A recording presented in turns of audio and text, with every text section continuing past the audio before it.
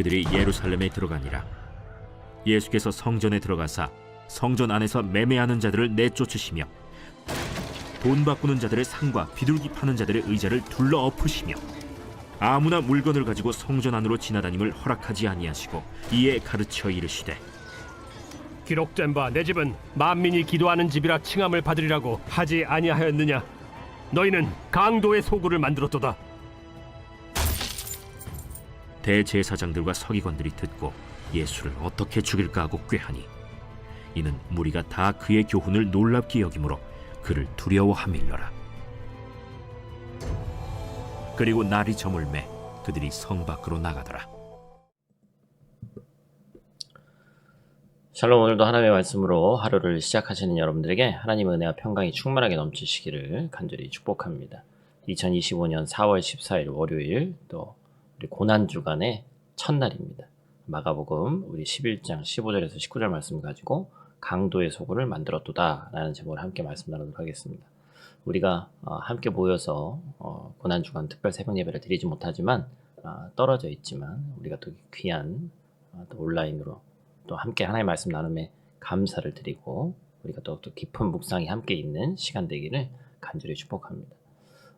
강도의 소굴을 만들었다라는 제목으로 함께 말씀을 나눌 텐데요. 한 사람이 한 주간에 할 수 있는 일이 얼마나 될까 한번 생각해 보기를 바랍니다. 우린 이렇게 말하죠. 시간이 너무 없습니다. 일주일로는 택도 없어요. 그런데 실제 역사를 바꾼 인물들이 마지막 일주일이 그 사람의 진짜 메시지를 세상에 남겼습니다. 대표적으로 링컨 대통령은 마지막 7일 동안 남북전쟁을 종식시키고 노예 해방을 확정했죠. 그래서 많은 학자들이 이렇게 얘기합니다. 한 인물의 마지막 한 주간이 그 인생의 진짜 메시지다. 여러분, 그렇다면 예수님의 마지막 일주일, 그 고난 주간의 첫날, 주님은 어디로 가셨고 무엇을 보셨고 무엇을 엎으셨으며 무엇을 가르치셨을까요? 놀랍게도 우리 주님은 예루살렘에 들어가시자마자 가장 먼저 성전으로 향하셨습니다. 왜일까요? 우리는 오늘 본문을 통해서 고난주간 첫날 예수님이 우리에게 말씀하시고자 하는 예배와 기도의 회복이라는 중요한 메시지를 이 시간 함께 나누고자 합니다. 첫 번째로 기억해야 될 것은 성전 안에서 보신 것입니다. 예수님께서 예루살렘에 입성하신 후에 가장 먼저 가신 곳이 성전이었어요. 회당도 아니었고 왕궁도 아니었습니다. 예수님은 곧장 성전으로 향하셨죠. 왜 다른 곳보다 성전이었을까? 바로 성전이 신앙의 중심이었기 때문에 그렇습니다. 예배의 자리, 기도의 자리, 하나님과의 만남의 자리가 이 성전에서 이루어져야 했기 때문이죠. 하지만 예수님이 성전에 들어오시고 성전 안에서 보신 광경은 너무나도 충격적이었습니다. 성전에서 들어야 할 기도의 소리를 듣지 못하셨고 그뿐만 아니라 어떤 찬양도 들리지 않았습니다. 예수님 귀에 들려오는 건 뭐였어요? 매매하는 자들의 소리, 동전 부딪히는 소리, 그리고 각종 사고 파는 짐승들의 소리가 들렸습니다. 여러분, 여기서 중요한 표현이 있습니다. 성전 안이라는 표현입니다. 예수님은 지금 성전 밖이 아니라 하나님을 만나야 될 성전 안에 들어와 계신 거예요. 그런데 느껴지는 것은 성전 안이 더 이상 성전 같지 않더라라는 겁니다. 밖과 구별되지 않았어요. 오히려 밖보다 더 시끄럽고 욕심 많고 혼탁한 곳이 완전히 그냥 장터처럼 되어버렸습니다. 우리 주님은 말씀하십니다. 16절 말씀이죠. 우리 한번 같이 또 읽도록 하겠습니다. 아무나 물건을 가지고 성전 안으로 지나다님을 허락하지 아니하시고. 예수님께서는 하나님의 집이 사람들의 편의를 위한 통로가 된 것을 너무나도 분노하셨습니다. 단지 장사를 했기 때문이 아니라 성전이 예배의 자리를 잃어버렸기 때문이죠. 기도의 자리가 없어졌기 때문에 그렇습니다. 나아가 하나님이 쏙 빠지고 없는 성전이 되었기 때문입니다. 그렇다면 오늘 우리를 돌아봐야 되죠. 우리는 성전에서 무엇을 하고 있습니까? 진정 하나님과의 만남을 사모하면서 그 자리에 있습니까? 그리고 참된 예배, 진실한 기도를 드리고 있습니까? 특히나 우리 교회같이 디아스포라 한인 교회들은 우리가 갖고 있는 딱 성전이 없죠. 그럼에도 불구하고 이제 우리는 또 교육관도 생기고 우리가 또 어쨌든 모일 수 있는 공간이 생겼습니다. 또 주일날 예배할 수 있는 공간이 있습니다.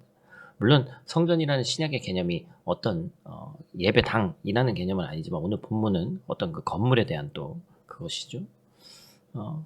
확장하자면 눈에 보이는 건물만이 아니라 예배하는 우리의 마음, 기도하는 우리의 중심이 어떠냐라는 거예요.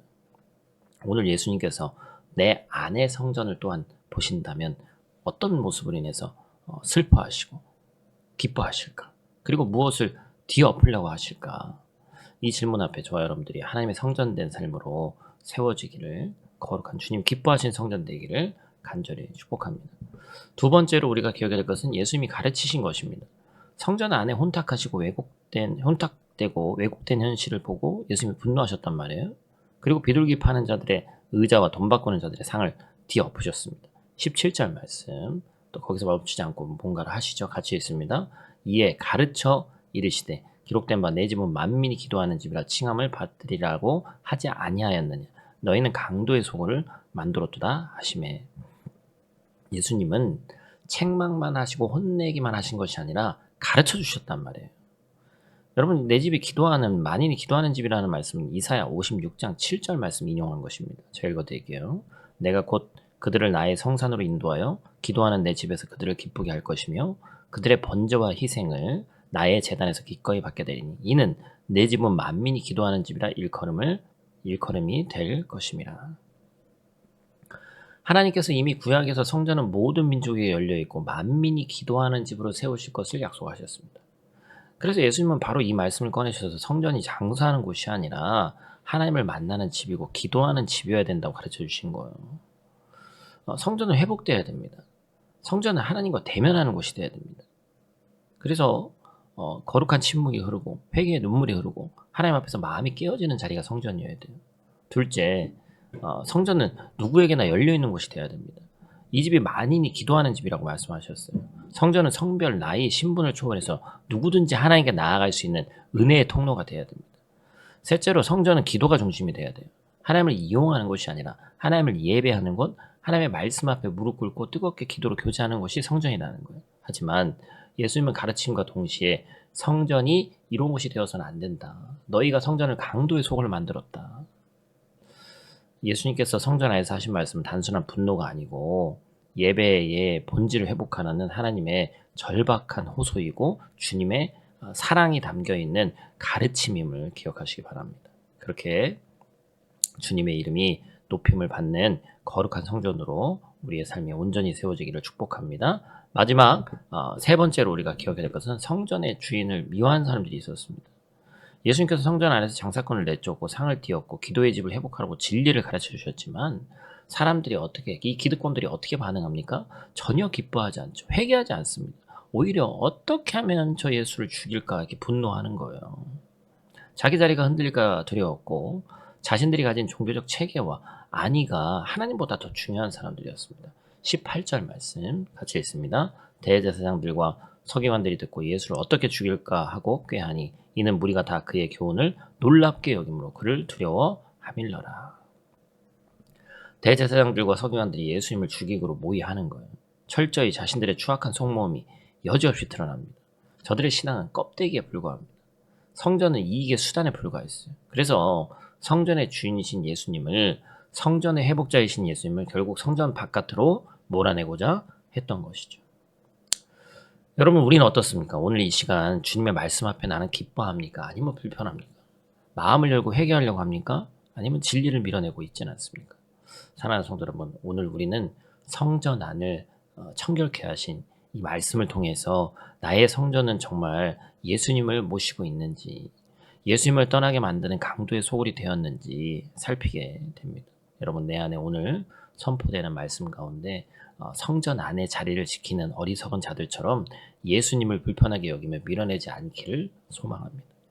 오늘 우리는 고난주간의 첫날 예수님께서 하신 일을 함께 살펴봤습니다. 예수님은 가장 먼저 성전을 찾으셨어요. 왜 그랬다고 그랬죠? 성전이 무너졌기 때문입니다. 기도가 사라졌기 때문입니다. 하나님 없는 예배만 남아있었기 때문입니다. 예수님은 들어오셔서 보셨습니다. 그리고 엎으셨고 그리고 가르치셨습니다. 내 집은 기도하는 집이다. 너희는 그런데 강도의 속을 만들었다. 성전은 살아있어야 돼요. 예배는 하나님만 받으셔야 됩니다. 말씀과 기도가 중심이 되어야 됩니다. 여러분, 예수님은 성전 안에 계십니까? 아니면 이미 떠나셨습니까? 주님이 우리에게 던지는 마지막 물음인 줄로 믿습니다. 여러분, 성전을 회복하시고 예배를 살리시고 기도를 시작하시기를 원합니다. 오늘 바로 지금 여러분이 있는 그 자리에서 주님이 거하시고 기뻐하시는 성전으로 회복되는 귀한 또 하루, 귀한 한 주 되기를 주님의 이름으로 간절히 축복합니다. 우리 다 같이 있는 자리에서 기도하고 마치도록 하겠습니다.